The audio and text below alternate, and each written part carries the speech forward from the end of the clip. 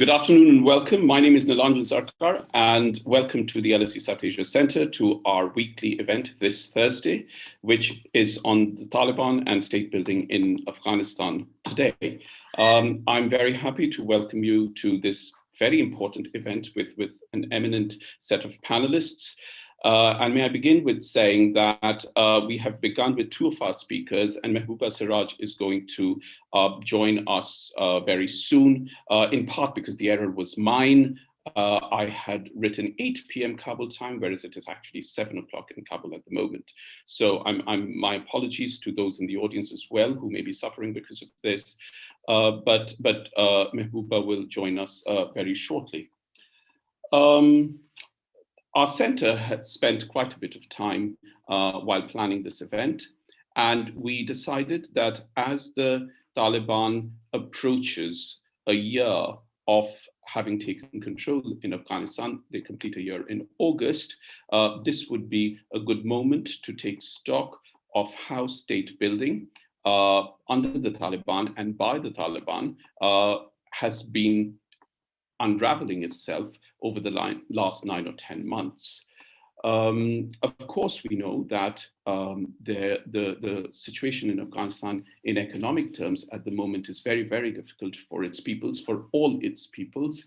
The freezing of assets by the international community, which has created an economic deadlock, the introduction of new rules and regulations by the Taliban, and most importantly, and something that will definitely come up for discussion today, the halting of education of girls and women above the age of 11, alongside the introduction of other rules that are based on the Taliban's understanding of Islam.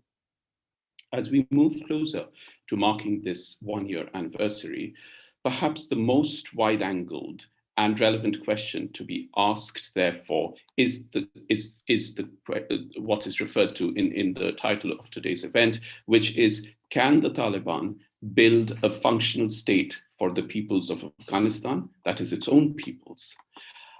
This question is important not only because the Taliban, of their own admission and several times, have asserted that their new state, which began from last year, will be based on principles of Islam as they understand it, and also in alliance and in alignment with what they call Afghan culture, but that it will not be uncompassionate, it would not be a hardline state, in the way that we identified the state in the 1990s when they were in control of Afghanistan. There have been developments in the meantime. They have been moving slowly. Just yesterday, with building a new vision Islamic Emirate, just yesterday there were reports, for instance, of the management of airports and agreements with the United Arab Emirates, and so on and so forth. So there have been developments that are slow and are slowly bubbling up. Yet, the question that is moved to today's discussion is that in the internal workings of the nation state of Afghanistan, there are examples of fundamental fissures and fractures within the way in which the state is being both articulated as well as codified. The most important of these is what happened in March when it was announced by the Taliban that girls and women, girls above the age of 11, would be able to return to school in newly formulated seating arrangements in compliance with their understanding of Islam. And everything was going to go according to plan, and the young girls and ladies landed up for education, but within an hour, that decision was reversed and they had to return home. What it did do, and there was a news conference that followed, what it did do was that it revealed that there are actually very serious differences even within the important groups that have come together within the Taliban to create a state and build a state that will govern Afghanistan. I use the word govern as parallel to state in large measure because governance is the activity that the state involves itself in. And it is the governance of the state that affects and impacts its peoples directly and the most. And it is those acts of governance that need to be translated for the people, for them not only to understand, but also be compliant with it. One would imagine in any and every nation state. This reversal of the decision to send girls to school and then to reverse that decision is actually emblematic. It's a very good example of the tensions that are endemic in state formation and state building, and in the, as I said, in the governance sense of the term for the Taliban, and in the foreseeable future may actually prove to be a significant challenge for them. I say the foreseeable future, and this is also the reason why we are having this discussion today, is that in the foreseeable future, the Taliban is in control of Afghanistan, and everyone, but most importantly, the peoples of Afghanistan, and I use peoples in the plural intentionally, the peoples of Afghanistan would, what they most want and what they most need is a functional state. Before we go further, I'd like to say a very warm welcome to our online audience who have joined us this afternoon. Thank you very much. Thank you for your interest in this event. I know from those who have registered that there are people who are literally from across the globe who are listening in, and we're very grateful for you giving your time to this event. We genuinely feel very encouraged by this interest. This event is being conducted via Zoom, but all of you are watching it on YouTube, and an unedited recording of this event will be available from tomorrow on the events archive page of our website for those of you who may have missed it, in part because I put the wrong timing, but also in part if you would like to go back and listen to different parts of it once again. The chat function on your YouTube page has been enabled for you to ask questions. Please do ask questions. We encourage you to ask questions. You are very welcome to pose a question to an individual speaker. You are equally welcome to pose a question to the entire panel, and I will pose them on your behalf to them. If you're posing a question to an individual speaker, then please do mention the speaker's name so that I can ask the said speaker to respond directly and first. If you would like to tweet, then please do tag us at SAsiaLSE. But if you'd like to tag the speakers, then their Twitter handles are given in the details on the YouTube page where you will find them. So please do tag them as well. I should add here, for the benefit of the audience, as well as for the benefit of our speakers, that had this event been held on site at LSE, then members of the audience at LSE have the right to ask questions to speakers at public events without revealing their names or their identity. In keeping with the spirit of that, when I ask questions on your behalf, I will not be telling your names, even though I know that on YouTube your names will be visible, but at least we'll try and remain as close to the spirit of it as far as possible. It is now my very pleasant task to introduce the speakers. But before that, I'd like to mention one thing in particular. It is our policy at LSE to try and make our panel discussions as representative of as many perspectives as possible.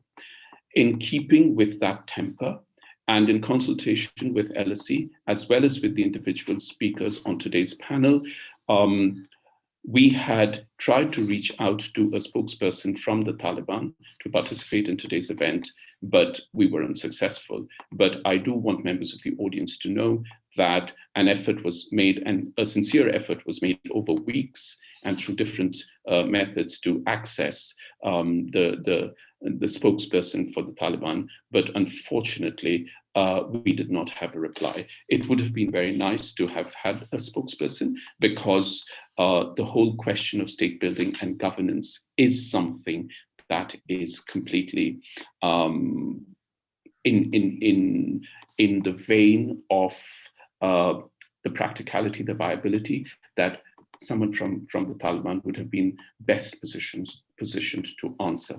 I'm now going to introduce the speakers, and Mahbouba Seraj has joined us at perfectly the right moment. Mahbouba Seraj, I have apologized for having put the wrong time and created confusion for people. So, and I did say that you were very kindly going to join us as soon as you could. So thank you very much. My apologies to you personally, because it was a miscalculation on my part.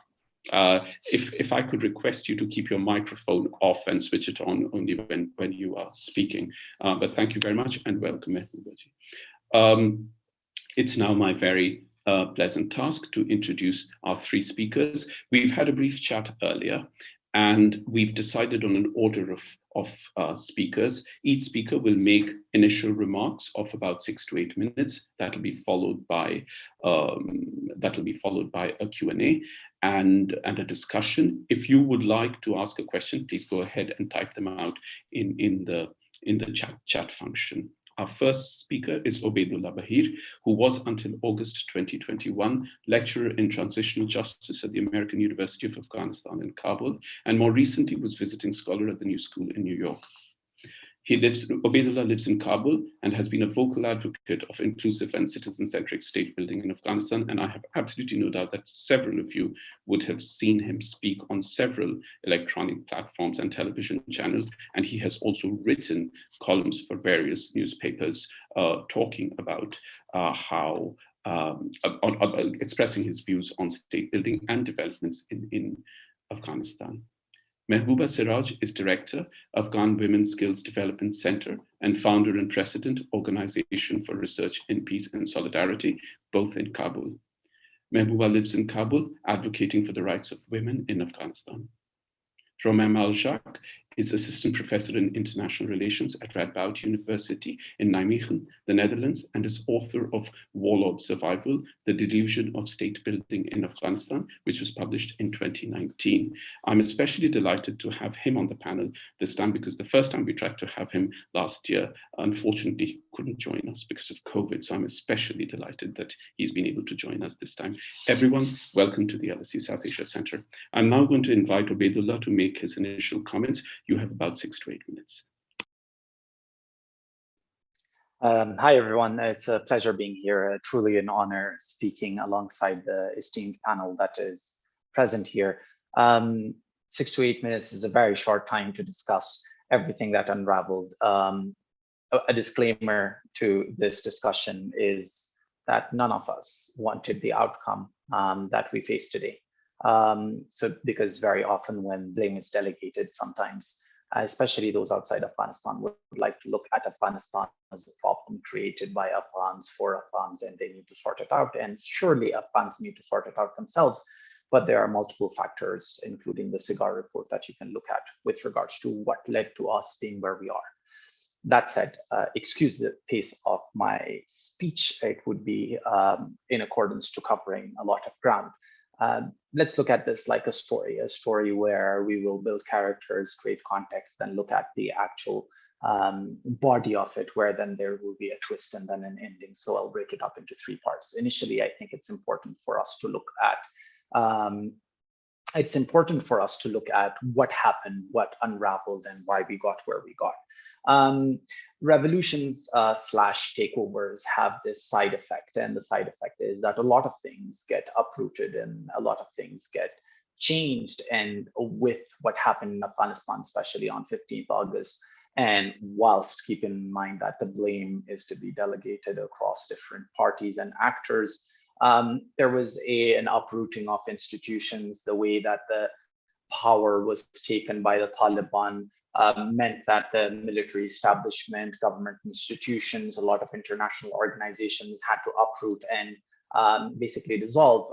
There was also a major scrapping of laws and constitution, whereas the vacuum of power in Kabul left by Ashraf Ghani leaving was filled by the Taliban, but the vacuum of an actual constitution is yet to be filled, despite certain public statements by the Taliban. And lastly, the way that the handover of power or the change of power happened in Afghanistan basically pushed a lot of political actors out of the country for fear of their lives, which meant that the Taliban willingly or unwillingly had created a single actor political model. Now, that's the context. And now to look at the what transpired after when the Taliban came into power, there were quite a few things that happened in this middle phase, and it was majorly can be titled as a chase for international recognition. The Taliban's attempts to not be 1.0, not in essence of their own behavior, but with regards to being pariahs in the international community. And that included dialogue and presence from the Taliban in different international stages, trying to have discussions. A lot of the discussions revolved around establishing, even if not laws, because that is something an inclusive government would do, but establishing some sort of norms that dictated the interaction of the state and its citizenry.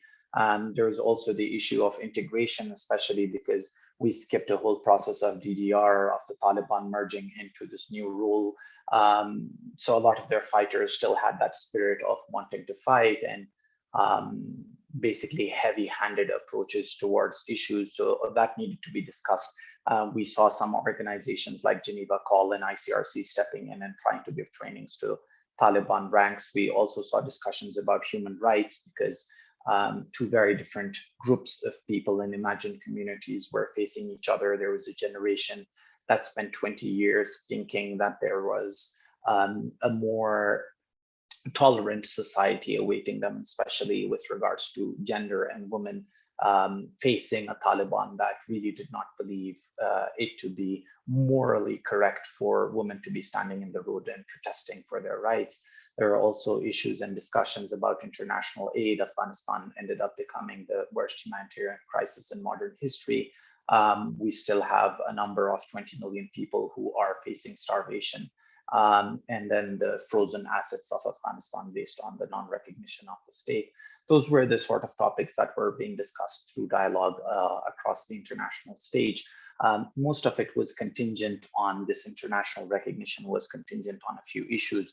One was the closure of girl high schools that the Taliban had done. So the first thing that they wanted of the Taliban was opening these schools, and a promise was made with regards to a timeline to do that. Secondly, they wanted them to create a more inclusive setup, government that was more representative of Afghans. And lastly, the idea of a constitution, a document ruling the country. The Taliban kept insisting that they were the newer Taliban, that they had changed, that they were willing to coexist with the world, and that they wanted something more sustainable in Afghanistan. Whilst they were saying that, we kept seeing very bad counter-insurgency strategies. We kept seeing a lot of deep state power and crackdowns on dissent, even in those early stages, but something that the Taliban constantly kept denying. And lastly, we saw the Taliban creating a commission that was meant for reconciliation, reaching out to different people that had left the country. That was the context. And then 23rd March onward, we suddenly see a spiral downwards with regards to those hopes. We saw the reclosure of schools on 23rd March. And after that, we saw a spree of decrees that mostly revolved around moral policing and blurring the lines between the public and the private sphere. And I think that was problematic, especially when we look at it from a governance model, because after a war, a protracted war of 20 years, you needed processes that countered the othering that had taken place throughout these years. So to create narratives that in a way implied that women in Afghanistan were promiscuous or the society was morally corrupt and needed fixing, you were sort of empowering this idea of a social hierarchy or a moral hierarchy in the minds of your ranks to enforce on Afghan people. And then there was also the blurring of lines between what the security apparatus is allowed to do and is not allowed to do, and the vagueness of doctrines where they kept on giving decrees and then denying them and then not explaining them. A very simple example is the last decree for women covering their face, or the hijab, was about women dressing modestly, and then there's one line in the middle that says women who are of age need to, when interacting with men, need to cover their face, everything but their eyes. And then there are a lot of questions there because it's a vague line. What does interacting with men mean? Does that mean coexisting in a public sphere, or does that mean specific interactions? Because if it is segregated interactions, then that's something society wasn't okay with to begin with and doesn't do much. So there's been a lot of that going on, a lot of violations on the Taliban's part with regards to doctrines that are given out. So since then, we've seen very little positive engagement from the world, and a lot of the arguments that come in state that, well, the Taliban haven't changed. But I think there are a few ways to look at it. There are voices within the Taliban that we are increasingly seeing in the public who are criticizing policies that have been rolled out. Now, there are two ways to look at it. I look at it personally as some sort of hope that there is a majority that isn't powerful enough, but can be invested in, can eventually come to power. Another way of looking at it is dividing the Taliban into good liars and bad liars. At the end of the day, both want the same thing. Some are good at tricking the international community. So there's that. And in the end, just to wrap up my 8 minutes and hopefully encourage a discussion, I think the current political scenario in Afghanistan is more analogous to a game of soccer where the ball is in the Taliban's court and they refuse to play. So the question is, how do we push them to play? How do we push them to understand that as per conflict transformation, this was an opportunity to build a whole new world. We need to keep our expectations in check. The Taliban aren't going to build what everyone wants. It's going to be very different, but that's all right. It can be localized as long as it meets certain agreed upon standards. Yeah, I mean, there's different views about the Taliban right now. When you look at it from the outside, you think that it's all doom and gloom and the world is ending. But when you're inside Afghanistan, you see glimmers of hope that there are ways to work around this and maximize on this end of conflict and hopefully turn it into a peace and a positive one. Thank you. Thank you, Obaidullah. I am going to invite Mahbouba to speak next, but before that, a question that I think is on, I should probably preface by what I was going to say by saying that even from the outside, there are others, and it includes me, who don't look at the scenario entirely through the lens of doom and gloom. I do look at it as an unwanted or perhaps an unexpected reality. And I'm very aware that it is a reality now, as I'm very aware that in the foreseeable future, the Taliban will remain in power. But do you think that for better or worse, if the international community, the international political community to be precise, were in some way or the other acknowledge some form of recognition of the Taliban being in power, it might actually bring about positivity within the Taliban about trying to or working towards creating a governance structure and build a state that, even within its own definitions and parameters of its understanding of Islam and its understanding of Afghan culture,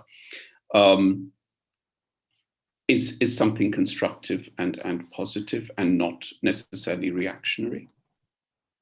I think that's an interesting point, and I'd like to point towards the fact that not only have I been trying to write a lot about the situation at hand, but I've been trying to practice what I've been researching. So a lot of the work that I've been doing inside Afghanistan has revolved around dialogue and trying to push the Taliban into acknowledging that the world was different and that they had to we had to synthesize different visions of the world into one more sustainable order. And it could not be completely what the Taliban want, because every revolution that has wanted to completely oust the other has failed in the long term. So that being said, a point raised by a lot of Taliban officials in our discussions has always been, what would satisfy the international community? Are you sure that if we meet A, B, and C, that they will engage with us, that there will be some sort of recognition?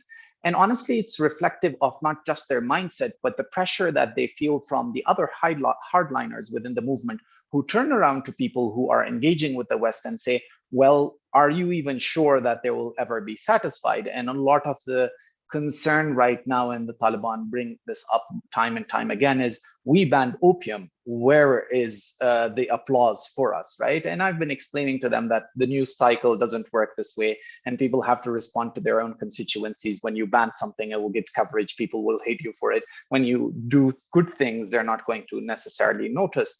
That being said, I think the demands are very specific and have been clear. It's just that the Taliban internally are struggling to find a unity of vision, and that's problematic, because whenever you engage with someone in dialogue, if they don't have a unified vision for what they want, you really wouldn't get anywhere, and that's a basic demand of negotiations and dialogue. So we're hoping that by engaging with the right people within the Taliban, that they can emerge as sort of leaders of these processes. And there was a de facto recognition. The moment the United States signed a peace deal with the Taliban, they de facto recognized them as a government in waiting. And anything here on forth is just going to solidify that recognition. I think the world has recognized that there is no viable alternative to the Taliban right now, and this is the only entity that they can deal with in Afghanistan. But we are yet to come up with very smart methods of dealing with them. So conventional means are out of the door. We really need to be creative to solve these very new problems. Sure, I understand. And we will come back to this, especially after Romain has spoken. And I don't know if you've read his book or not, but I have. And the thing is that I think what we will come back to, and I'm just going to say it, you don't have to respond now, we can come back to talk about this, is should the world become louder in acknowledging any positive that it sees over there? Or is the rigidity of the international political community in only speaking up about the negatives, like the stopping of the education of girls and women? I take your point that the question that would be posed to you, if you are trying to navigate a communication over there, is they can turn around and say, okay, well, how much and what do we do for the world to be happy, or will they keep asking more? The point is, there are hardliners in all such dispensations, and there are various other countries in the world. And that is an important, I mean, there are hardliners even in nations that are, democratic in more definite ways as we understand it to be. But your point is very well made and very well taken. Thank you very much about the fact that it is important to navigate through an energy that of hope and nudge a conversation in various directions, as it is important to acknowledge that there are tensions both within and without, but we'll come back to it. I'm now going to invite Mahbouba Seraj, who is Director of Afghan Women's Skills Development Center and founder and president, Organization for Research in Peace and Solidarity, both of which are in Kabul. Mahbouba Seraj lives in Kabul, advocating for the rights of women of Afghanistan. Mahbouba Seraj, please speak now. You have about 6 to 8 minutes. Thank you very much.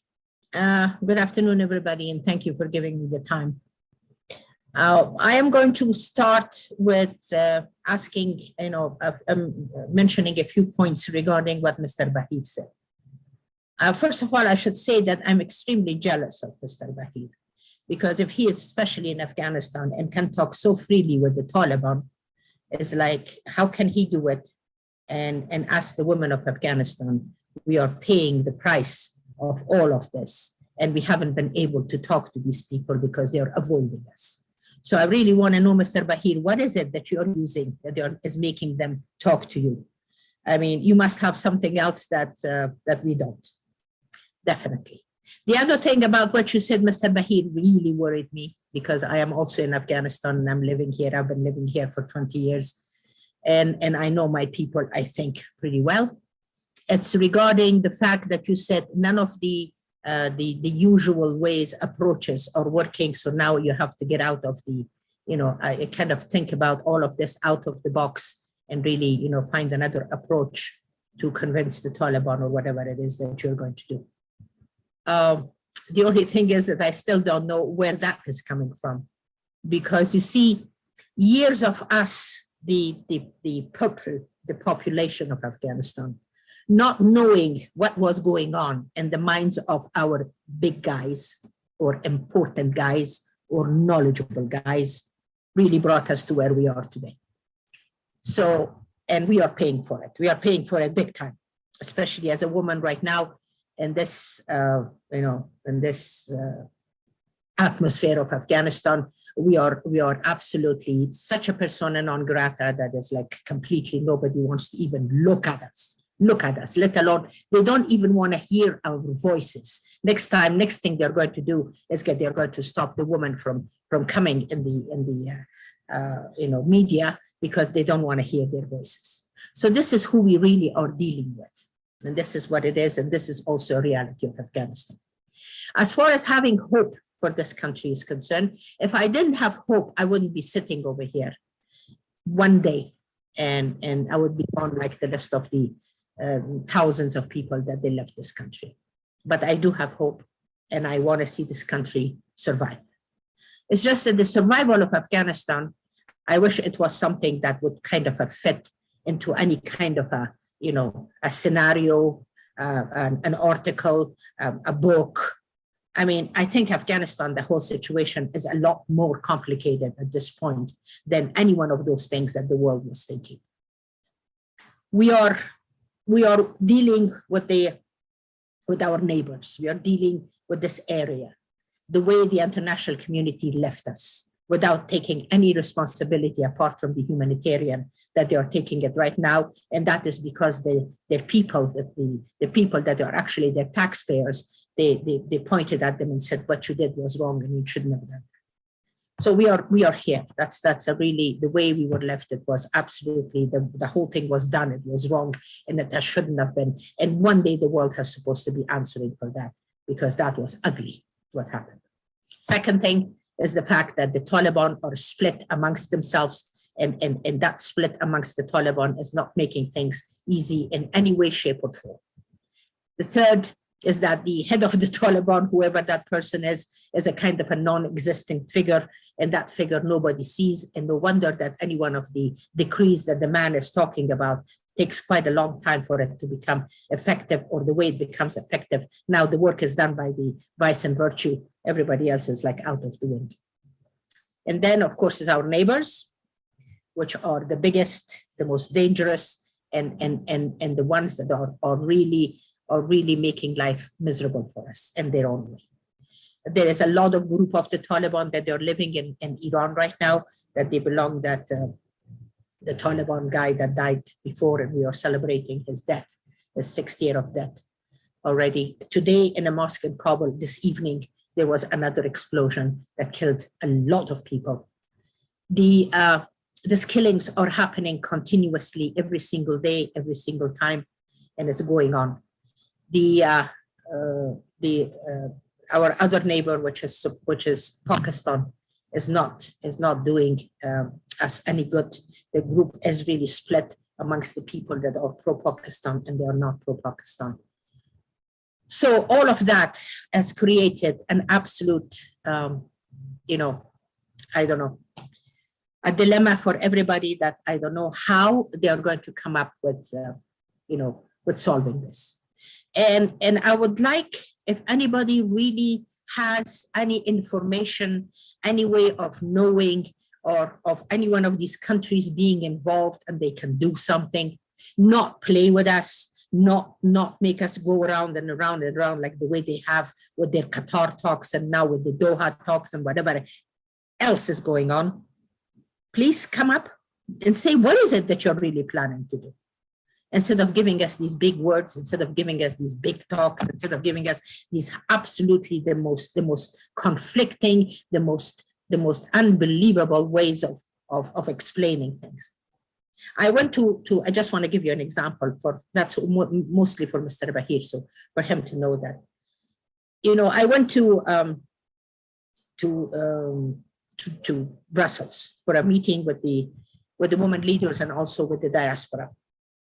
And in that meeting, something really absolutely amazing happened. And that was that I realized the point of view of the Afghans, really how they really think of this whole Taliban thing. All of us. I'm not talking about the Pashtuns. I'm talking about everybody.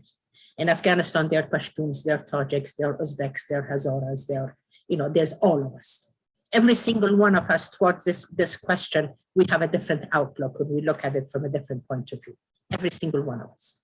And if you tell, there was one example that I gave over there, which actually is based on what you said, Mr. Nanjandas. You said about when the Taliban are doing something good, if they have done something good, I wish the world could actually turn around and say, thank you for doing acknowledgement of their action, that it's positive. You should have seen the reaction. The reaction was the most horrible reaction in the world. I've never seen a reaction like that. They thought I am the one who's speaking like that. Can you imagine? I was just giving an example. I said, let's say if that happens. Oh boy, you should have seen it. That drew everybody. I mean, that shows to you that exactly what is really happening today in Afghanistan, as far as different ethnicities are concerned, as far as different, religious sects are concerned, as far as all of them, that they are splitting, they are falling apart. The gap is getting wider and wider and wider. So all of these talks that we are going to have about what is going to be the future of Afghanistan, we might not even have an Afghanistan to think of its future, because the people of this country, if they don't get together, and if they are not the people that they want to build their country together, forget it. If Hazaras starts, hating Pashtuns, if Pashtuns start hating Tajiks, if Tajiks start hating Uzbeks, and Uzbeks start hating everybody, and Pashtun starts hating everybody, that is the worst thing, the worst scenario that can happen. And we are on the verge of it. We are really, really getting there. I don't know if anybody knows this, if anybody is aware of this, but it's becoming very dangerous. We are losing we used to have a certain amount of unity in this country, and we really did. The world did not know it. We knew it. We knew it inside Afghanistan. That's why I was not really even bothered by what the world said. But today is an entirely different question. Entirely different question. We don't have it inside the country. So my whole ask and my whole concern and my whole way of looking at this as a woman, mainly as an Afghan woman and as a human being, is that what is it that this world is planning for us? Again, I want to know this time. I really do want to know. I don't want a surprise like that, like the August 15th, with half of the government running and getting out of here, half of the whole of the international community getting out of here. You should have seen the way everybody is running out of their embassies. Why do you think that horrible thing happened at the airport? Because all of the international community left Afghanistan the way they did. So the people of Afghanistan thought that we are actually sitting in a country that is going to fall. So that's how they run, and they held onto the planes and they dropped, thousands of feet above. So these are the facts. What are we going to do? Are we going to go hush hush? Are we going to go my information, your information, whose information? We don't know, and nobody's going to be sharing anything with anybody? Or is there a plan? If there is, please share it with us. Thank you. Thank you very much, Mahbouba Seraj. I am going to give a chance to Obaidullah to respond maybe later to what you said, because that is only fair, as it is fair that you should hear an answer from him. But before that, I was just wondering if you would like to say something more particularly. Thank you also for mentioning certain important things, the most important of which was the manner in which the international community left or abandoned Afghanistan. It's a matter of perspective, which word we use, but whichever word one uses, one cannot help but be amazed at the element of irresponsibility in it. I'm not suggesting in any way, from the perspective of international relations and politics, that another country should be permanently present in another country, or other countries or allied forces, but that when one withdraws or when one hands over, there is a minimal responsibility to ensure that the structures that were germinating are strong enough to remain and then prosper on their own. Unfortunately, that was not true. I'm not very sure how many people in the audience are aware of Afghanistan's very long and rich history, which I am aware of because of my own interest in academic studies. But thank you for mentioning that. Thank you also for mentioning the fact that you speak as a woman, that you speak as an Afghan woman, and that you speak as a human being, because they are three distinct identities that can fold into one identity, as you exemplify. I was just wondering whether you would like to say a bit more about the whole question of being a woman and being an Afghan woman at the moment in Afghanistan, bearing in mind, as I am sure you will, because I have been following a lot of things that, of a lot of your interviews and etc. Because there is also, unfortunately, in the world in which we live, not just in Afghanistan, there is also a class element over here. There is a question of those who are able to navigate this in a certain kind of way. And there are literally those people who have found themselves on the streets. And then within that, the whole question of being a woman and being an Afghan woman and being a human, all peoples of all persuasions are humans. I was wondering if you'd like to say a bit about that. Thank you very much for asking that. That's very important. As a woman, the Afghan women, they are on the verge of distinction completely from the society. They are being pushed and pushed and pushed and pushed completely for them not to exist anymore. And that's exactly what is happening to the women of Afghanistan. The amount of and the gravity and the hugeness of the pain of the Afghan women, of the young girls, for the fact that they cannot go to school, for the fact that they cannot. Just take a look at our television announcers, you know, the women that they are there and they're talking. Every single time I see their beautiful faces being covered like that, you know, it makes me think that, oh my God, what kind of a society are we living in? What is this that is happening? And why should it really happen to the women of Afghanistan? But it is, unfortunately. And we are the one that we are paying for it. We really are. Every single one of us, the ones that had work, that they were running their households, that they were supporting their families, that they had jobs, that they had dignity, that they had recognition. All of that is gone. All of that is gone. One of the reasons that as a woman, because you mentioned that, because there is a question of power, you're absolutely right. There is something in the country and in the world also maybe that, you know, maybe some of us, for the fact that we are in a certain position in life or who we are and what we do, maybe we can do some things extra. But honest to God, I want to mention this to you. And I think this is something that everybody has to be aware of it. My life is not any more important than the life of anybody, that the ones on the streets of Kabul. Every single woman is my sister, is my daughter, is mine, and I am theirs. And today, I'm trying to raise a voice of theirs that cannot be raised in the world, cannot be. Maybe in the way that I can do it, because of the very simple fact of who I am, because of the simple fact of my age, because of the simple fact that I worked in Afghanistan in the capacities that I did for the past 20 years, because of the simple fact that maybe I was chosen as the 100th most influential woman in 2021, because of the simple fact that the world recognized in my work and how I'm doing it and they're appreciating it. I'm using all of that for the benefit of the Afghan women.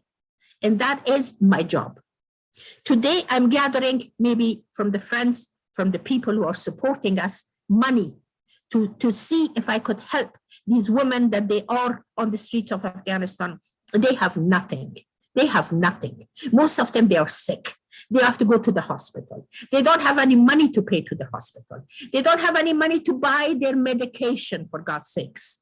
They have no money. The money that I give them, they turn around and they say, Ms. Seraj, am I supposed to give this thing? Am I supposed to buy this medication or feed my kids? And I look at her and I say, dear God, lady, why you want to put me in this place to decide? And what kind of a country am I living in that a woman that has to make a decision like this, that she has to pay for the fact that she's so sick and she's dying of a disease, or she has to give food to her kids? Some of them, they have cancer and they have to do that treatment that they cannot. I cannot tell you, I cannot honestly, and I think the Human Rights Commission report is going to come out. You're going to see things in that, and the world is going to find out things in it that is going to absolutely blow their minds of what is going on in reality in Afghanistan. So what is it that we are doing? What is it that the world is doing? Are we still whispering? Are we still sitting in different conference rooms talking about it? Or we are going to handle this? Are we or aren't we? Or is the women of Afghanistan are going to be another expenditure, something that happens? Oh, well, it's war. Oh, well, it's the problem. Oh, well, it's this. Some people have to pay for it. So why not the women of Afghanistan? This is the way now everybody's looking at it. So what is it? What is it, sir? Mr. Sarkar, you have to tell me how we are going to do this. Sure. Somebody has to help me. Thank you. Thank you very much for saying it, and no doubt with the strength that you are able to bring to this. We are going to come back to a lot of this. There is a reason why I asked both Obaidullah and you the questions that I did, because it segues into what I'm hoping and expecting the next speaker to speak about. But please do allow me to say this much in solidarity as a human being, irrespective of how you see me, but as a human being, in solidarity with all other women of the world, that women find themselves to be victims of various structures of patriarchy in different ways, in various ways, in many societies. And Afghanistan at the moment, unfortunately, is suffering a very rough and hard end of it, no doubt.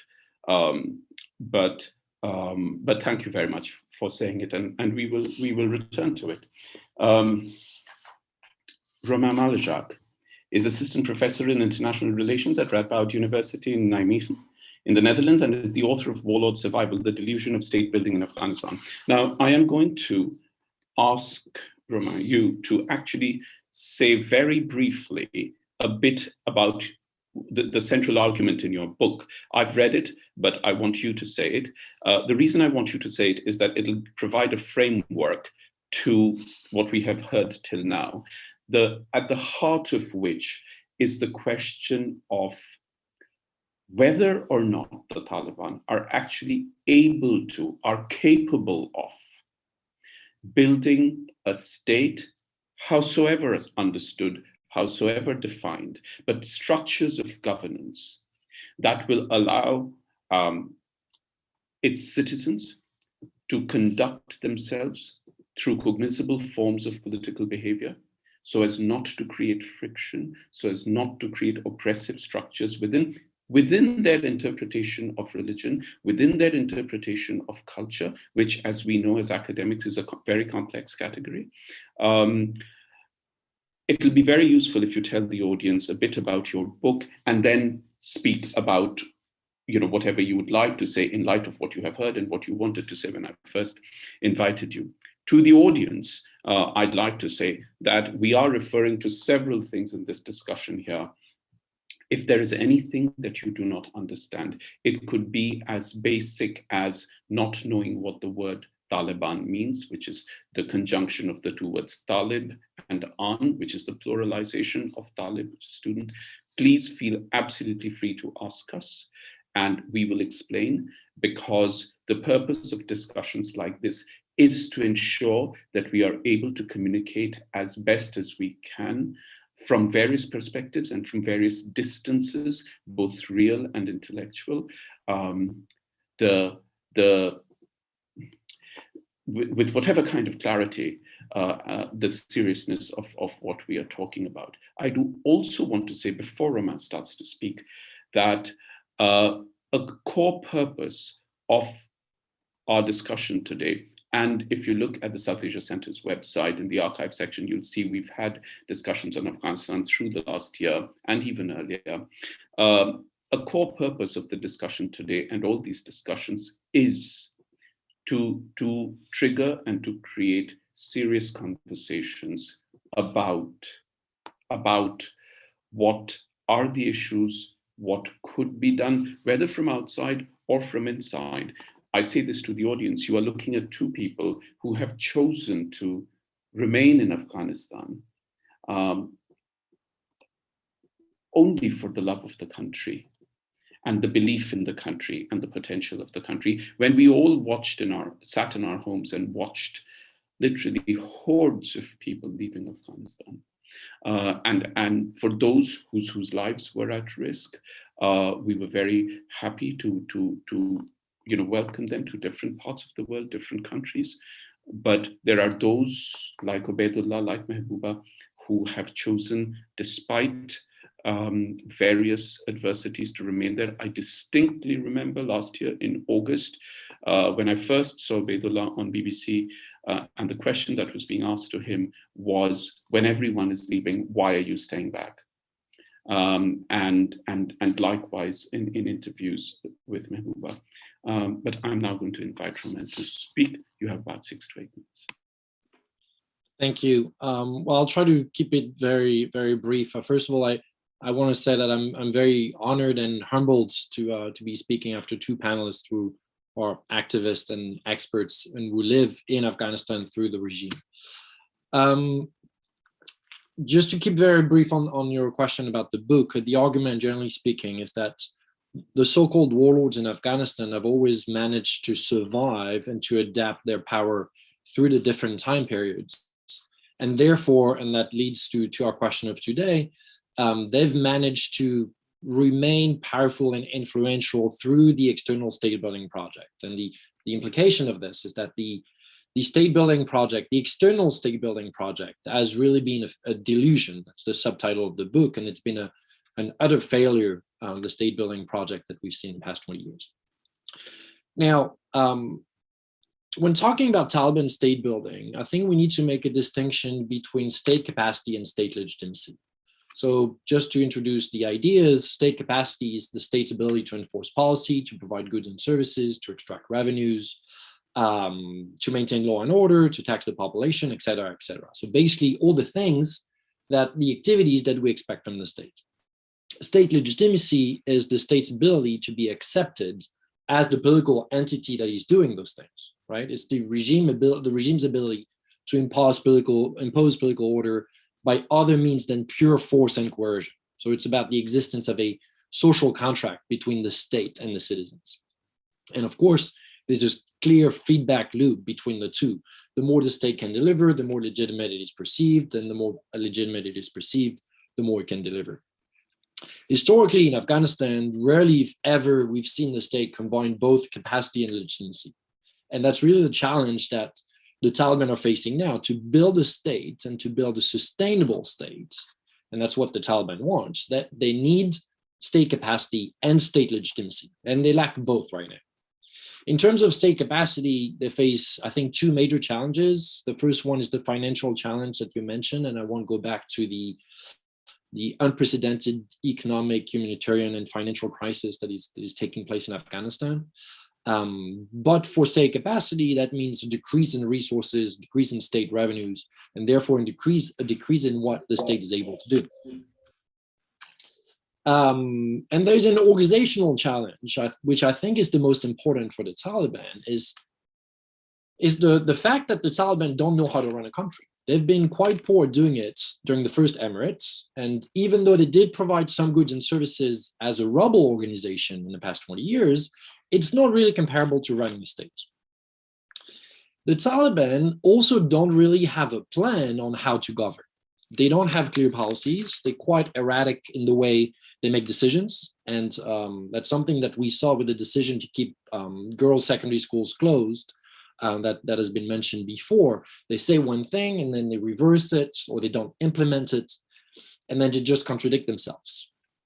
Because it's not very clear who makes decisions and how right now, which I think reveals a larger issue within the Taliban movement, is that there's no clear shared vision of the state that they want to implement. After 9 months, this is still very blurry. From the drafting of a constitution and what said constitution would be including, to the holding of a lawyer jirga, to the selection of the leader, to the role of the Islamic scholars in the regime, and how said scholars would be selected, we don't really have clear answers on all these things. And now that they're in power, the Taliban, they have to make actual policy choices. And that involves antagonizing some of the factions within the movement. There seems to be a clear understanding that has been mentioned by the other panelists among the Taliban of how fragmented the movement actually is. And it seems to be a real fear of implosion, which so far has led the leader, the Emir Harunzada, to favor the cohesion of the movement by remaining vague, indecisive, exclusive, and by default extremely conservative, over defining and implementing clear policies. So over actually providing clear governance. And John, you mentioned the airport, but the airport is a non-political issue. It's fairly technical in comparison to other topics. In turn, that very exclusive approach deprives the Taliban of a larger social base and broader legitimacy among communities, political actors, political groups, and at least half of the population of Afghanistan. So it's really a catch-22 for the Taliban. They're afraid of losing commanders and followers by becoming a little more inclusive and a little less conservative, but in remaining very exclusive, they deprive themselves of some of the political resources that they actually need to run the state efficiently. Now, in terms of state legitimacy, the Taliban, they face two sorts of resistance, two forms of resistance. The first, most obvious one, I think, is the violent resistance. They've been able to conquer the country militarily, which is a marker of some sort of capacity, something that they had not done that efficiently in the 1990s. But we can see that armed opposition is actually growing in Afghanistan, which shows that the regime is not accepted across the board. And also that they don't have the capacity to defeat their rivals or to control the territory, right?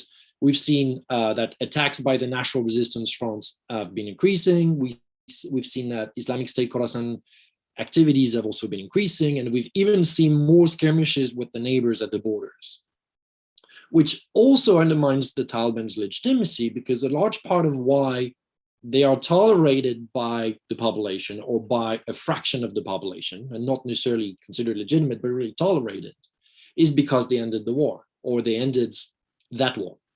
And a large part of why they are also tolerated by the international community, and in particular regional powers, with probably the exception of Tajikistan, is because they provide more stability than any potential alternative. But to remain tolerable, they must show the Afghan population and the international community that they can actually maintain some sort of peace and stability, however negative and exclusive that peace actually is. The other form of resistance, which I think is actually the most challenging form of resistance for the survival of the regime, is the nonviolent resistance. The Taliban, we all know that they've cracked down on the protests that we've seen in the early days, but we still see some form of nonviolent resistance from societal actors. We see activism, and we have great examples here. We have the great example of the #FuhrerFace movement on Twitter. And so far, the Taliban, they've remained very exclusive, very conservative, and even more so lately, as Obaidullah mentioned. But that shows that this is clearly not accepted by the majority of Afghan people. And now, to conclude, what I think it means for the international community is that Western powers in particular have to accept the fact that the time for external intervention has passed. The international community, the Western forces in particular, have given up on this with the Doha agreement. And that means that the international community has to realize that the Taliban is now trying to build their own state. This is not the state that the international community wants. This is not the state that most Afghan people want, but that's a state building effort of sort nonetheless. So I think that trying to suffocate the regime by cutting aid and imposing economic sanctions will only punish the Afghan people further without moderating nor undermining the Taliban. If anything, this might antagonize them even further. It might even antagonize the population and actually feed into the regime's narrative, therefore increasing their legitimacy. So it's a very dangerous line to adopt by the international community. Dangerous, and also with astronomical humanitarian consequences. What I think is important, and maybe that will partly answer Mahbouba Seraj's question, is that the international community maintain a dialogue with all factions within the Taliban. That doesn't mean international recognition, or at least not for me, but I think it's the only way to build some forms of understanding of relationships and trust between the different parties, but also to try to empower those within the movement that can actually implement some sort of change. And finally, I'll end with this. I think it is time for the international community to actually give the Afghans themselves some credit, and try to empower and protect the people who are trying to change things from Afghanistan. That is no easy task. It requires a long-term commitment, which we know from the international community is always difficult. But eventually, the people that the Taliban respond to, the people that the Taliban regime will need to be accountable to, is the Afghan people. They are the ones that matter right now. Those journalists who cover this, their faces, those activists, those women who march on the streets, all these people are the people that can make a difference in the long term, as well as the people who actually suffer the price of this regime. So they are the ones that actually matter right now. Thank you. Great, thank you. We will no doubt come back to, but thank you for raising several questions, some of which are actually very directly related to the principal focus of our discussion, but also to relate directly to what has been said by Obaidullah and by Mahbouba Seraj. I was just going to say one thing to you before I moved on.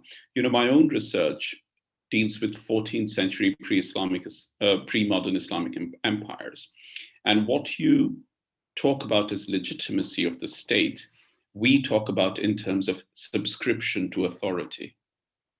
But they're actually two sides of the same coin, which is that, you know, do the citizens, do the inhabitants of a particular governed space agree to subscribe to authority so that those in positions of power and rule feel legitimized, and whether or not this is a constantly dialogic process. Obaidullah, I promised that I would give you a chance to respond, because that is only fair, if you would like to the questions that Mahbouba raised. But there is one important question that Romain has just said, which I think is very important. And it is a question, which is, do you think, this is actually for both of you, do you actually think that if the West were to come now to offer to mediate between different groups within the Taliban, or to navigate it, there was any space for it? That's one. The second question is there a need for it? Or is it something that needs to be more organic from within? Because the other point that Romain made, and it was quite interesting, the words he used, he said the Taliban can't govern. And then he went on to say they don't have a plan to govern. And they're obviously both related, because if you had a plan to govern, perhaps you could have worked towards the structures of governance. But is there a space for outsiders to come in with a positive and constructive energy? And if not, the other is there even a need? Or will the various groups that occupy positions of power, and we are referring to them with this sort of umbrella term called Taliban, they will be able eventually, in due course, the sooner the better, to come to a position where they will need to realize that the whole art of governance is something that everywhere in the world runs on compromise amongst power brokers. Only then does governance flow out of it. Only then do effective structures of governance flow out of them. You yourself said that you have been in conversation with them, you speak to them. I think we'd also be keen to hear what their response is when you say to them that, news television channels, for instance, have cycles of reporting, and we all know how the media works, the international media especially. But we'd be keen to know how they respond to that. Would you like to speak? Thank you for handing me the mic. I mean, I completely understand the emotions and the anger of Ms. Mahbouba Seraj. I have to wear multiple hats, and sometimes the academic hat dictates that I separate myself from my sentiments and keep those for my own public spaces on digital and social media. That being said, whenever I'm asked of Ma'am Seraj's work, I am always full of praise and really happy that she chose to stay in the country and do what she did. So I wish she would do me the courtesy in return of reading my work before dismissing it. That being said, I'm not going to apologize for my privilege. Every one of us enjoys a certain privilege, which includes a certain amount of access that I have been trying with a lot of the dissenters, non-Taliban people within the public sphere. I have reached out to Ma'am Mahbouba Seraj multiple times asking to sit down and discuss synergy and work that we could do together. So hopefully maybe in the future, in the meetings that I discussed, she could be around and be that voice and representative voice that she is.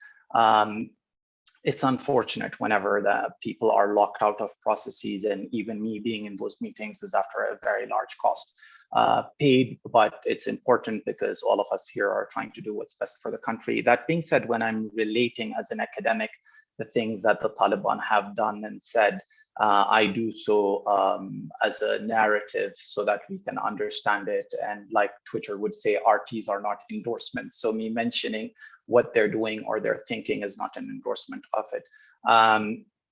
And when I said that we had to do out of the box thinking, that doesn't necessarily mean we throw out the book, but there are ways of breaking these things down and trying to figure out newer ways, because the standard models that we had and localizing peace generally dictates that we sort of look at local contexts and what could work within them.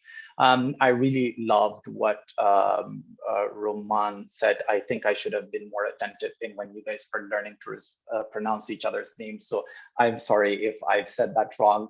But I think a lot of issues that he pointed towards were really important. And I think this discussion sort of became a tad bit problematic because we started heading into a few different directions, but just specifically with regards to the Taliban group, whilst acknowledging all the problems and issues that I had listed before with regards to their governance and how they see society from a moral and religious traditionalist lens.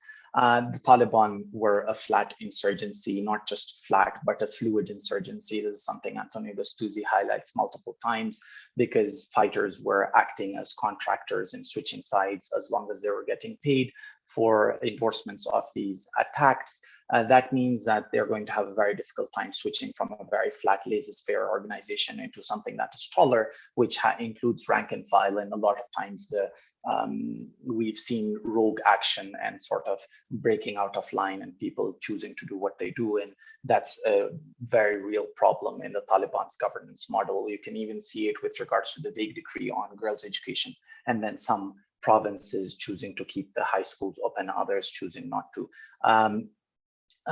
And I think it's problematic. The Taliban want us to believe that the conservative decrees that they're giving out are in fear of losing their ranks to ISK or other groups. And I think it made sense when the common enemy was an outsider like the United States and its allies. It doesn't make sense for a Deobandi Talib to, in a day, switch ideologically into a Salafi and choose to shoot at his fellow Taliban. So I think that argument doesn't really hold, despite the Taliban trying to make it. I think it's just a try to sort of enact their will upon the people and sort of not betray their sacred values, because to them their social contract is still to their fighters, to their lowest common denominators. So they're trying to appeal to the most hardliners within the group. And with regards to nonviolent action, we need to understand that these are very early stages of such a movement. Like I said, the descent is very informal, and we have to find ways to get together. So for now, we have activism, we have the ability to speak in the, or voice our dissent on digital and social media, and we're doing that, and every one of us is using their privilege to do that. With regards to the organic change, and I'm sorry I took a lot of time, it's an important question, right, as to how do we change now, and that's been a question posed multiple times in this discussion and elsewhere. The reason previous models probably didn't work is because they were too heavily influenced from the outside, and they're probably in the image of an outside world, one-size-fits-all model, politically, socially, for Afghanistan. That being said, obviously, every culture and localized view isn't perfect. And just like Afghanistan, there are a lot of things that the Taliban are doing are probably not religious and cultural. And that's problematic because they don't give the rights that people deserve. So I think it shouldn't be a question of either and or, whether it should be Afghans doing it or the international community.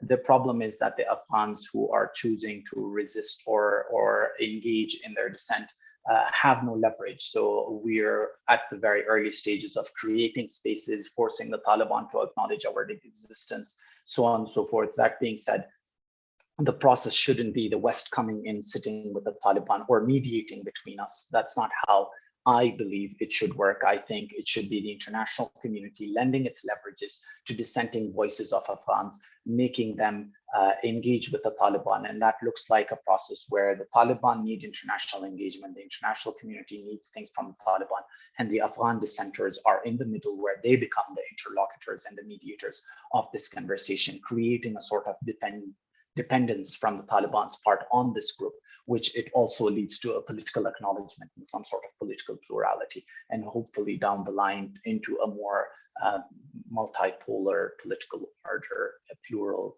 political order in Afghanistan. That's my 2 cents. Okay, thank you.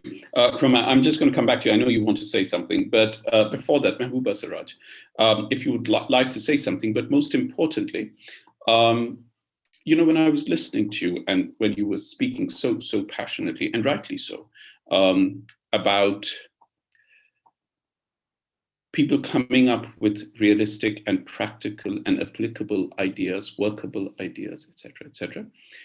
All that said, given your experience of living in that country and working for women's rights and being an advocate of it for so long, alongside everything else you've done,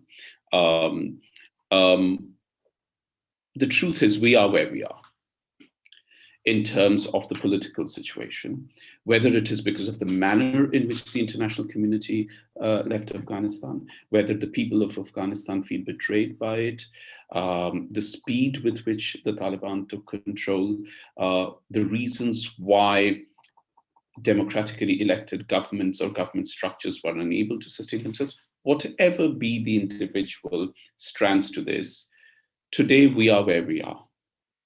And we need to move forward from here. And I am trying to nudge you, to hear from you what you think may be, from your perspective, a practicable blueprint to begin with, not a blueprint of the state. That's impossible to do.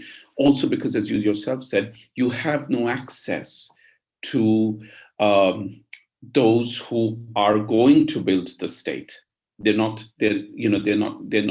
entering into communication with you. But from your perspective, what do you think may be a blueprint to begin with towards a workable state building project within the framework of the principal interests and directions of the Taliban? The reason I end with saying within the framework is because I began with saying that for better or worse, we are where we are. And we all have to try and think forward from here. Would you like to say something? Yeah, definitely. Thank you.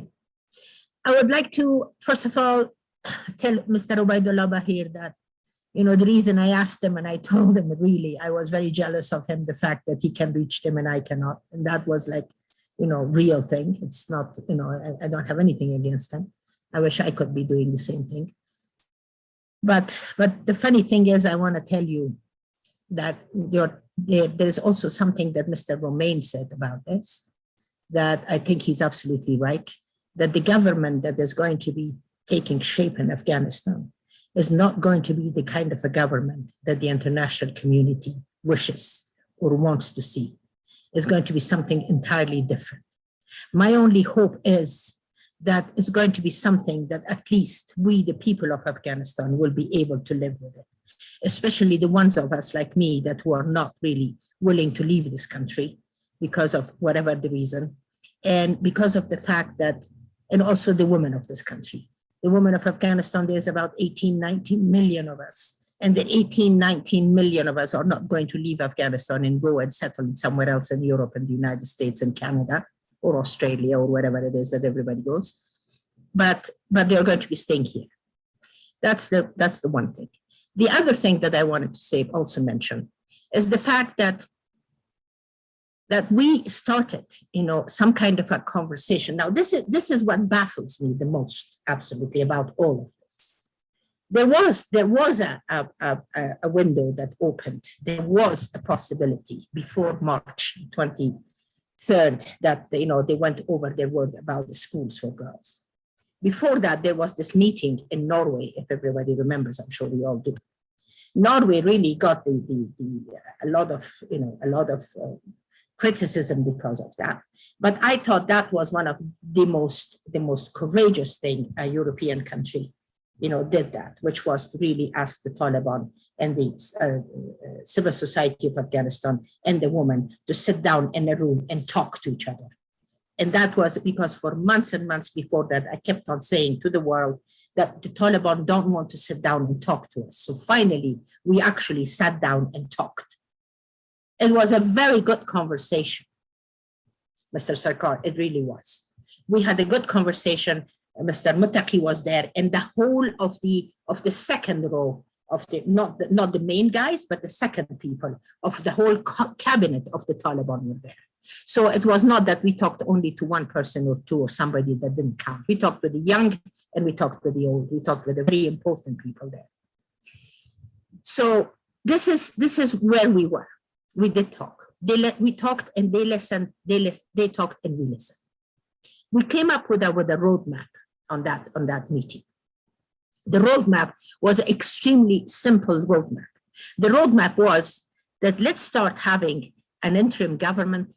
Let's start working on the constitution of Afghanistan. Maybe we can, if we don't want to work right now, we could adopt one for the time being and start working on it later. Let's start with a loy jirga, not a loy jirga like the way the two presidents of Afghanistan asked before, but a loy jirga in the real meaning of the loy jirga, by the people of Afghanistan, for the people of Afghanistan, that kind of a loy jirga. And then an interim government, and then an election, and then see who's going to be winning. And hopefully, even then, if somebody from the Taliban is going to win the head of the government as the president, at least the prime minister of Afghanistan will be the part that knows how to govern Afghanistan. Because as, very lightly, Mr. Romain said, the Taliban don't know how to govern. And one last thing I want to say that, of course, is a part of this whole, equation, is the fact that we are talking about 300 Talib max and 40 million people. Can anybody please explain this to me? Because this is what I don't get. 300,000 Talib, 40 million Afghans. Where are we, Mr. Sarkar? Thank you. Thank you. Romain, it's you have the chance to speak. We have some questions that I will ask. You said that the time has passed for intervention by the international community. And the question that logically follows from it, something that Mahbouba Seraj has raised in different ways, as has Obaidullah raised in different ways, is for the international community to decipher or attempt to decipher ways in which it could engage positively within the roadmap that Mahbouba Seraj just talked about, within the plan that Obaidullah just set up, in which the people of Afghanistan are in the middle, and you have the international community on one side and the Taliban on the other side. I am going to add to this a question that has been posed to all of you, which is, what is, I'm paraphrasing it, but I'll read out the question literally because I'm going to ask someone else's question, which ties up with something that Mahbouba Seraj said. What is the role or the influence of the geopolitics of the region on Afghanistan? That is the neighbors, right? Afghanistan does not exist in a vacuum, even with the Taliban in power and having been in power for the last 9 or 10 months. Yeah. The question is this. I will read it out verbatim because it is someone else's question. There have been references to the possible leverage of international actors on the Afghan Taliban government, but what is the outlook when it comes to Chinese influence? All of you will get a turn to answer that. You can weave it in with the larger geopolitics question, but Romain, you get to speak first.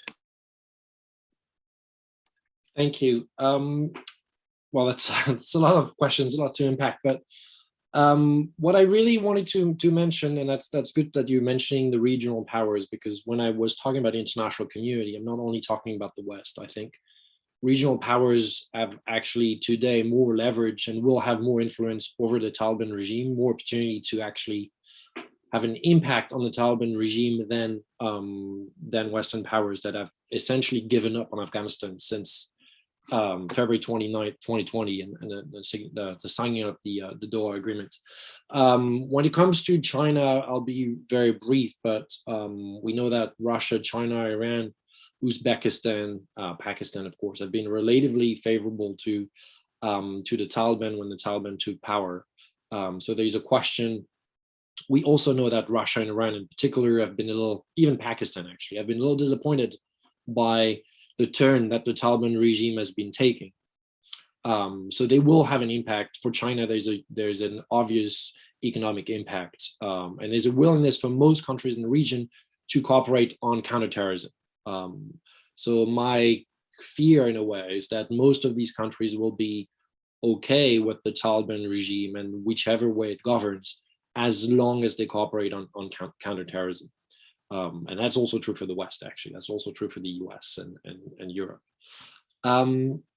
What I wanted to mention when you asked the question based on what I was talking about, you're talking about mediation from the West or from the international community among the Taliban. That's not exactly, well, essentially not what I mean. I think that external meddling is the last thing that the Afghan people actually need. There's been, a century of this essentially, 2 even. What I think is necessary is a long-term state formation process whereby there's the development of that social contract and pressure that has been put on the regime from society rather than an external state building project. But that's a long-term goal and that's a long-term process. And I think the international community can do 2 things. They can empower some of these people, can try to support in whichever way these people actually identify in Afghanistan, activists and dissidents and so on, not the way that the West wants them to operate, right? And the other thing is what I was talking about is to remain engaged with the Taliban regime, whether or not it's through international recognition. We can't bypass the fact that the Taliban regime exists and that the Taliban are today in power, and ostracizing the Taliban the way it's been done in the 1990s didn't work. And we know that if anything, they will become more conservative more hardliners if they are being ostracized by the international community.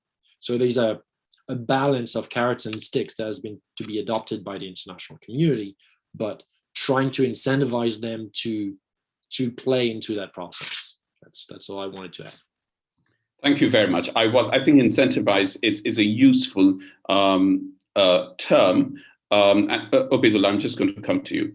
But a question that is related, and for all of you to respond to, is at the end of it, the economy matters.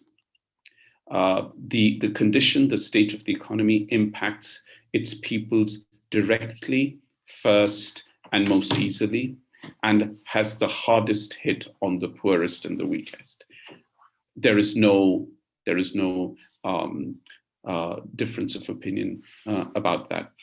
Romain, to you, I did want to say that yes, we here at the center, we believe that yes, the Taliban is in power and will be in power in the foreseeable future, and therefore we are having this discussion. The discussion is about how one can start to think about possible ways in which state building as a project, short-term as well as long-term, may happen under the Taliban banner, which is what it is at the moment.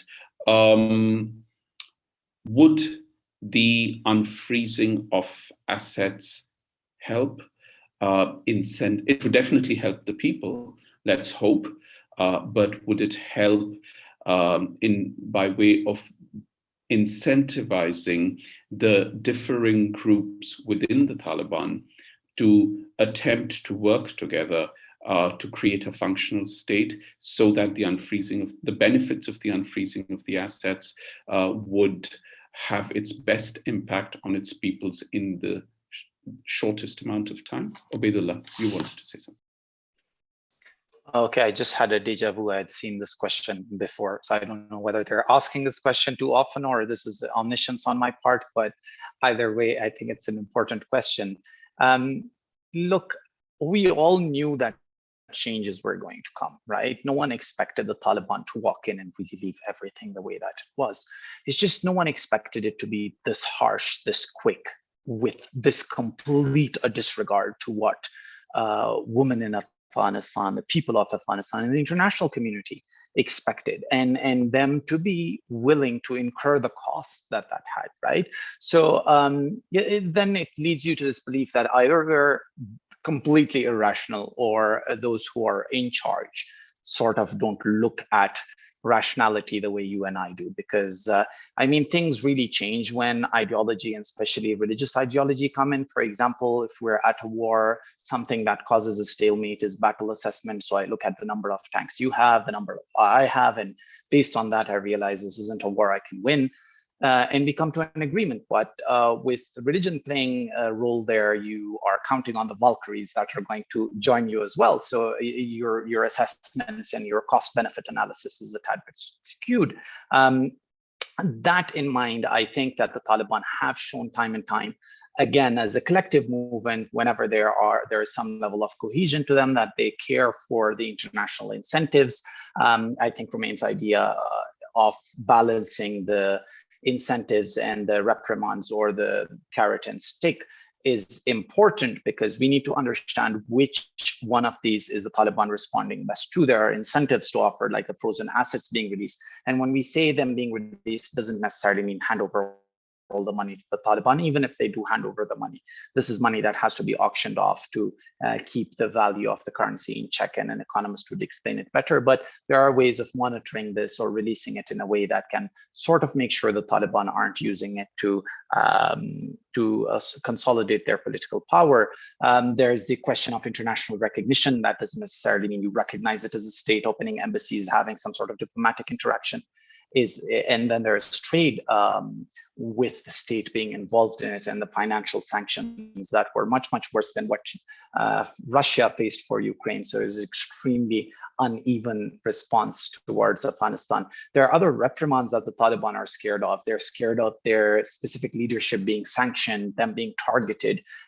They're scared of the international community sponsoring their enemies or any violent resistance against them. So the international community really needs to decide which one of these to use against the Taliban to push them towards engaging with Afghans and listening to Afghan voices and being more mindful of the way that they're trying to have a discussion, or they're not having a discussion right now, but push them towards a discussion with regards to the rights of the people, reestablishing norms and what would be acceptable and wouldn't be within the society.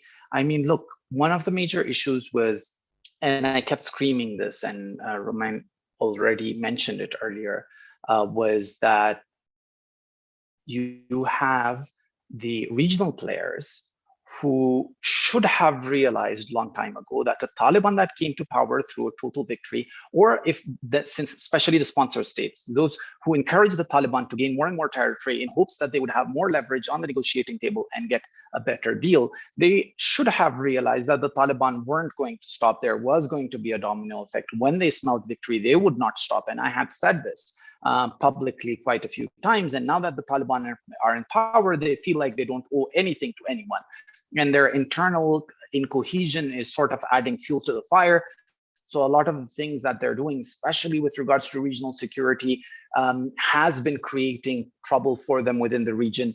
They just have a central problem of prioritization. I mean, someone was mentioning a saying of the Prophet saying, hunger was close to being infidelity in itself. And if religion is going to be your guide, you need to understand that that's telling you that beyond anything and everything moral, you have to address the economic issues of Afghanistan. And when your people are hungry, you are passing other decrees that are quite seriously very insignificant with regards to the prioritization that you should have, but very significant with regards to the lives of Afghans and the image you present to the world of who you are, right? And they're actually pushing it towards a stage where they become desperados. They will have nothing to lose because the international community is just going to switch the lights off. 10 months later, the mandate of the UNAMA is going to end in Afghanistan. They're going to go back to the UN Security Council. If they can't show anything with regards to gaining any ground in Afghanistan, why do you think that that mandate would be extended?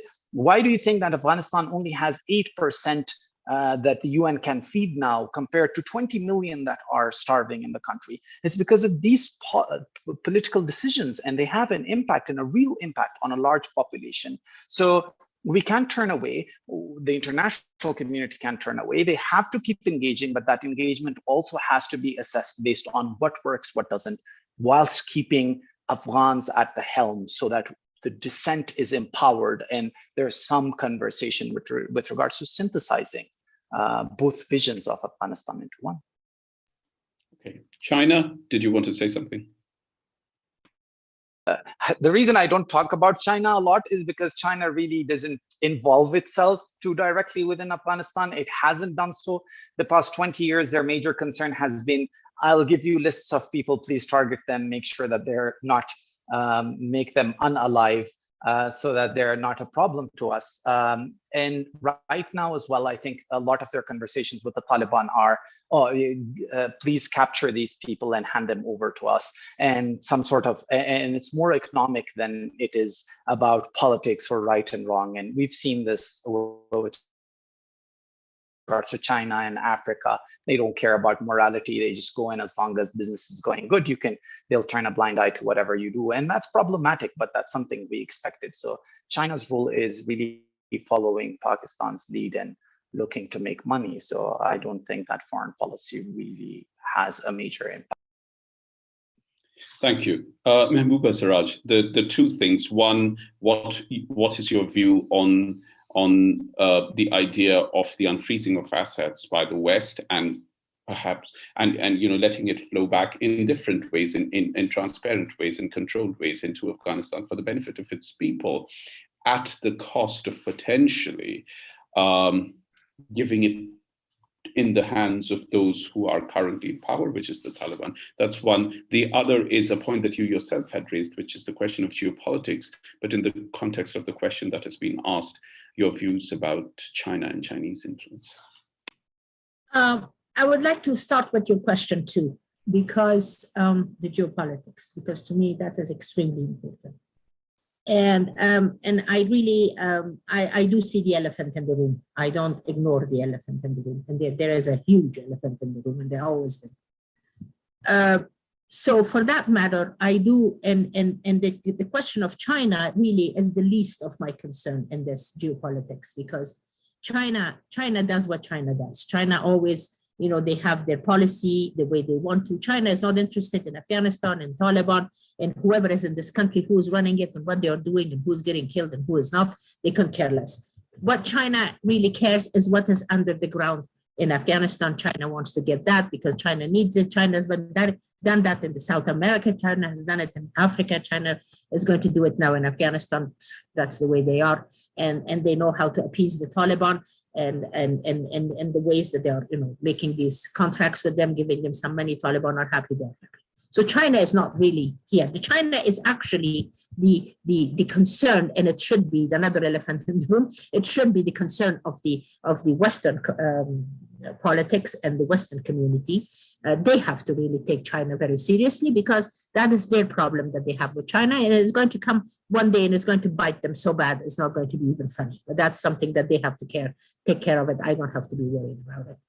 What I am worried about really is the other part of this whole geopolitics, is right now with Uzbekistan and Tajikistan and what is going on in the north of Afghanistan between the Taliban, what's happening about, you know, this, all of the ISK and all of them getting ready to go to that part, and what is happening in Uzbekistan and Tajikistan. What kind of governments they have? Are they capable of really supporting themselves, defending themselves, or whatever heck is happening that is going on in Afghanistan right now? And the fact that, you know, who is actually planning all of these things? Who is actually paying for all of this? Who is actually pushing this? Is it the Taliban in Afghanistan that they are doing it? Is it Pakistan that is doing it? Is it Iran that is doing it? Is it the Western, countries of the world that are doing it because of Russia being involved the way they are in Ukraine? So this is something that I'm really, really concerned about, very much so, as far as, you know, that's concerned. This is something, that's why I keep on asking the world, international community, what are you planning to do with Afghanistan? What is your plan? Please give us that plan. Share it with us. Tell us, and share it with us openly. If you don't want to share it with the whole of Afghanistan openly, share it with a number of the Afghans that matters. Share it with them. Share it with the international, with the diaspora of Afghanistan. But share it and let us know what it is that you want. Because at the end of the day, as much as we want the people of Afghanistan to be the decision makers, they are not. They really are not. And let's not fool ourselves on this anymore, because I'm getting really sick and tired of it. On your question, which was your Sorry, number one.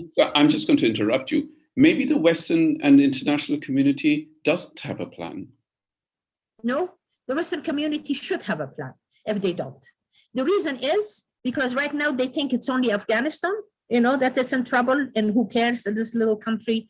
You know, we've been here for 20 years. We did whatever we wanted to. Who really cares? I mean, the Afghans die, and Afghans, they're the woman in this and the woman in that, and they are going to use the woman whenever it really suits them. And like the way they did it the first time, they're going to do it the second time. They're going to do it the third time if they have to. That's not a problem. That's just Afghanistan really doesn't count. You know, they don't really care for us at all, not even one bit. But what they really should care for, if they're not caring, they should really care for what this whole thing in this country is going to do to the rest of the world. What is going to do to India that is sitting there and not getting involved in anything that is happening in Afghanistan? And please, Mr. Modi, do get involved. You cannot be sitting there, you know, not being touched by all of this. You will be touched. India will be touched. Russia will be touched. Uzbekistan, Tajikistan, all of the stones are going to be touched. Iran will be touched. Pakistan will be touched. Europe will be touched. And then because of it, because we are living, all of us in the same earth, the United States will be touched, although they think they're so far away from it that nobody can touch them.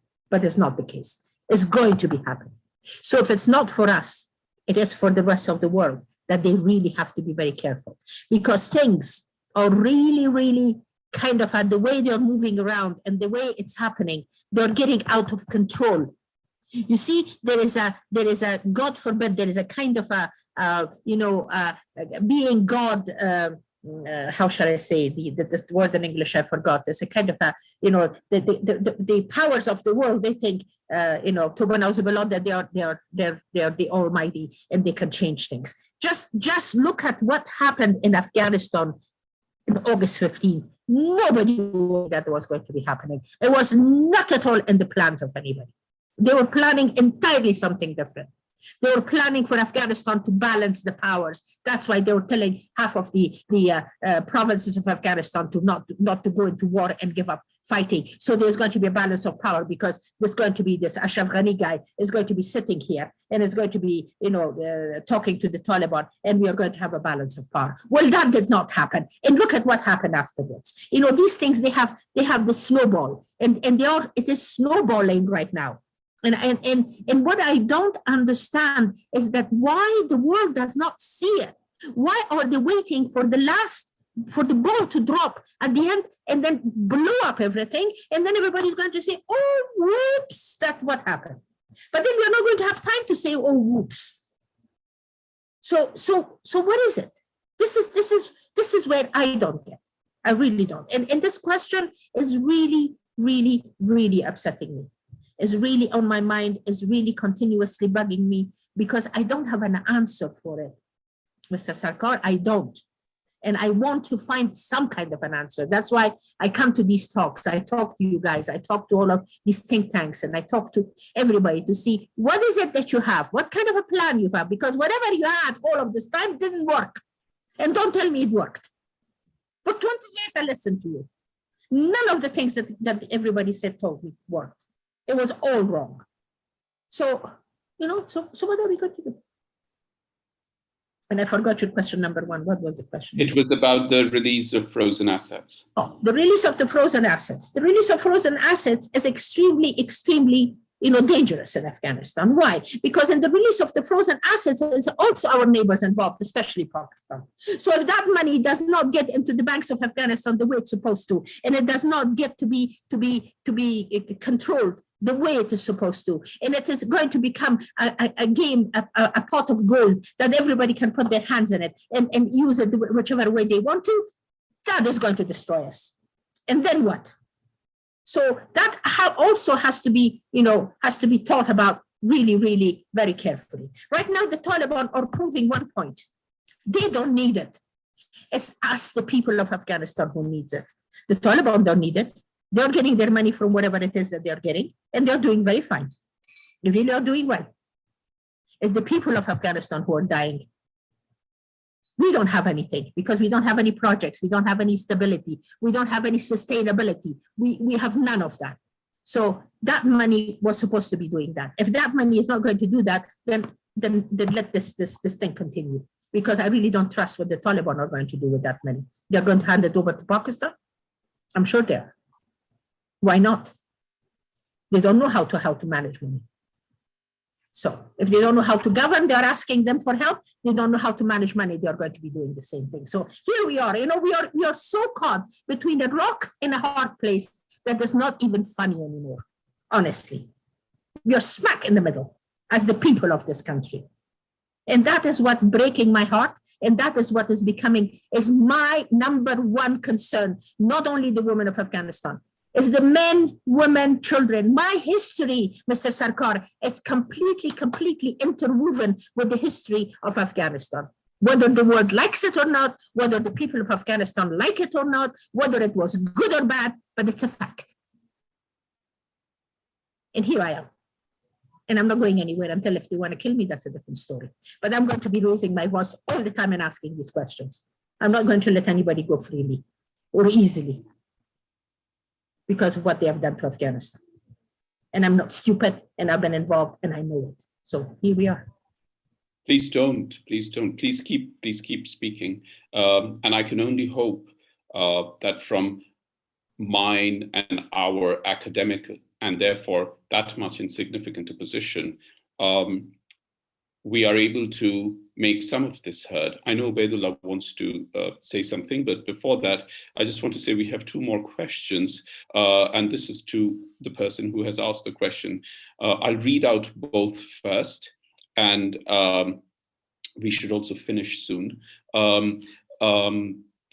One is, how do you see Pakistan's relationship with and role in Afghanistan evolving over the next months and years, which is something that we have largely covered in different ways.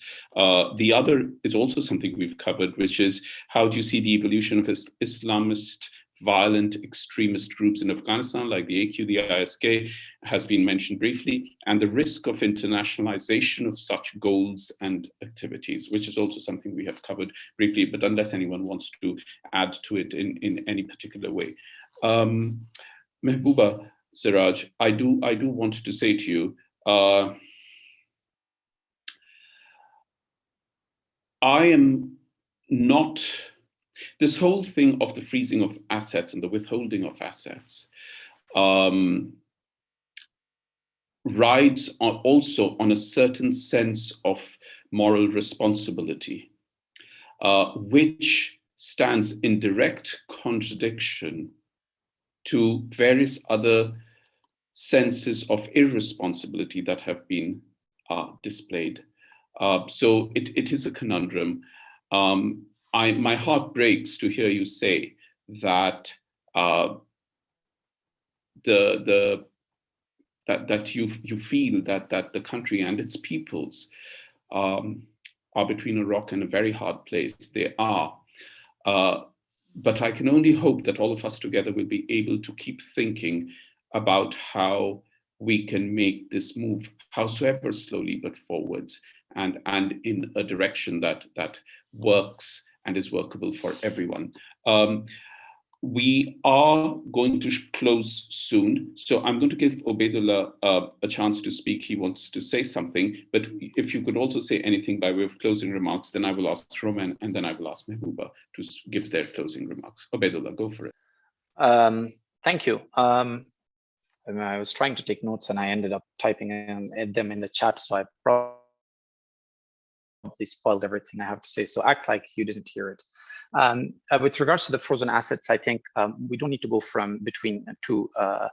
There are no two opposites, right? There are multiple options in between. We don't have to look at it in a binary sense where we either release the assets or we don't. But if we accept that there is suffering in Afghanistan and the people of Afghanistan need a better economy, then these funds can be released. Just this is the aid doesn't touch the hands of the Taliban as much and is still monitored and dispersed by the international community. There can be a mechanism of a third party taking care of the assets that are being released. And lastly, I know that this discussion has extended far and wide, but whilst running the risk of sounding too postmodern, but I'm a firm believer that the words that we say end up creating realities that we end up living. And I think the United States, with its constant predictions that the Afghan Republic was going to fall, the army was going to disintegrate, it created reality and created momentum in favor of the Taliban. So whilst keeping that in mind, I think we have to be very mindful with regards to inviting intervention, because very often when we're asking for active participation or playing an active role as an international community in Afghanistan, oftentimes the regional players here intervention, and it means become a direct stakeholder and so on and so forth. So we have to really make sure that we do not further dig deeper into the proxy whole. And I do understand the need for saying Afghanistan will turn into an international hub, but I'm always very careful, international terrorism hub. And the reason I'm careful with saying that is because I don't want it to mean that you either get involved and get your hands dirty in Afghanistan or we will implode. So I know things are bad and we want these people to use their leverages and support Afghans ideally, but we need to be very careful not to sound too inviting or sound like there is a very serious regional security threat, because we're at the end of a conflict and we need to do everything possible to stay there. Things aren't perfect. whatever solutions we work on aren't going to produce an ideal outcome, but we have to make it livable for now and hope that economic sense prevails, international pressure prevails, Afghan resistance prevails, and by the end of it, we have an order that is acceptable to everyone. So shortcuts aren't available, shortcuts aren't going to work. It's going to be a very difficult and arduous task, but we've been going through struggles for 40 years. What's a few years more? Hopefully, for once, we will leave a better country for our coming generations. Romain, did you want to say something by way of closing remarks? Yeah, kind of answering questions / closing remarks. Just very briefly on the unfreezing of assets. I hear the arguments that it will fall into the wrong hands. So there's a number of technicalities that Obaidullah was talking about that are necessary.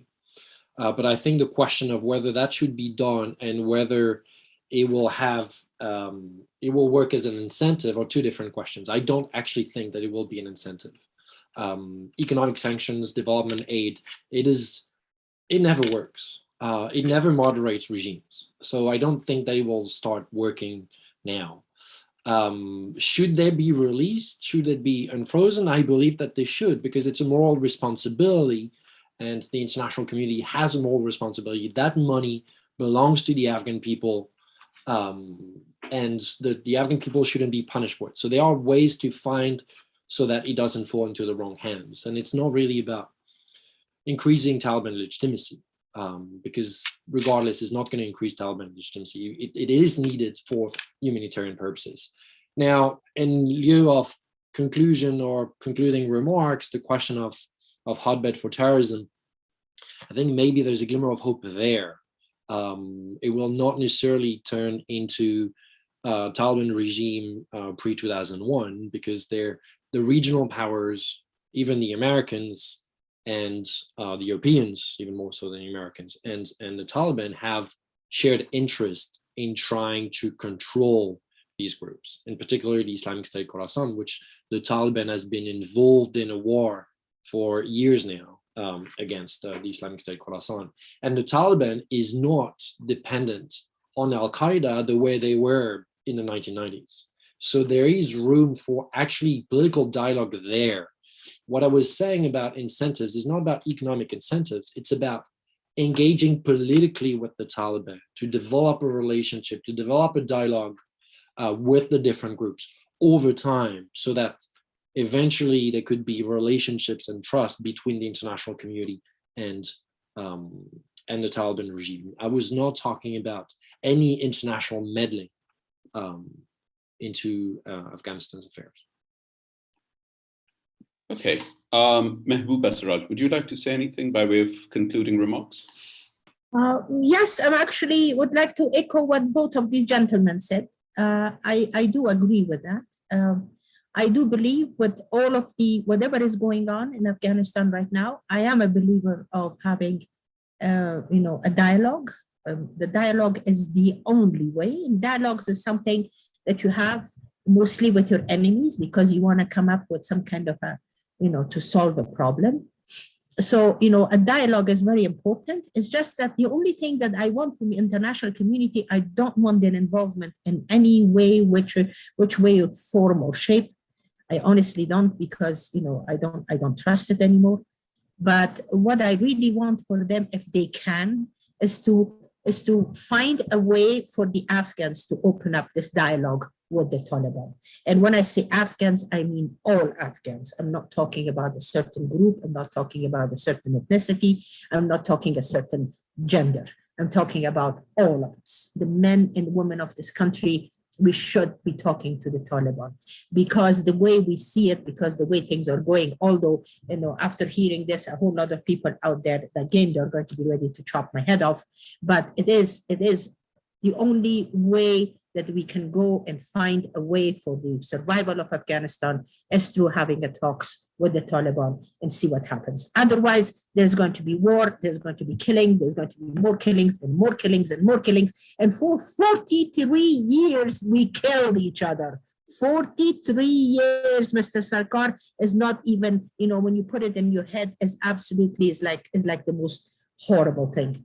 But we did that, and it doesn't work. So let's really sit down and talk. And the international community, what they can do, which is something they haven't done, they never got the women involved. Please get the women of Afghanistan involved. We are powerful. We really, really are. So they have to get us involved, and they have to make us sit across the table from the Taliban so we can talk and we can make things happen. And we should make it happen together. Otherwise, I really don't know what is going to happen. But thank you. Yeah, this is my view.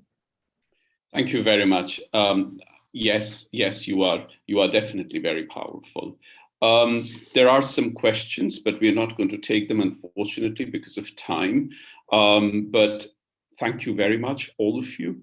I always say this at the end of each of our events. I do one every week during term time, that we will never be able to do such engaging and interesting discussions if all of you do not give so freely of your time, your intellect, your ideas, your experience, so easily, so passionately, and engage with one another. So thank you very much for making this afternoon's event so very constructive and useful and informative for everyone. So it's something that we have a lot to take away from today. I hope we can come back to it in due course. Our center will continue to do events. So I want to thank each of you, Obaidullah Baheer, Mahbouba Seraj, and Romain Malejacq. But to Obaidullah and to Mahbouba Seraj, I will say this, that you must know that of the various people that I meet and the people that I encounter and I talk to, and I really do talk to so many people, you are amongst the strongest that I know. Goodbye.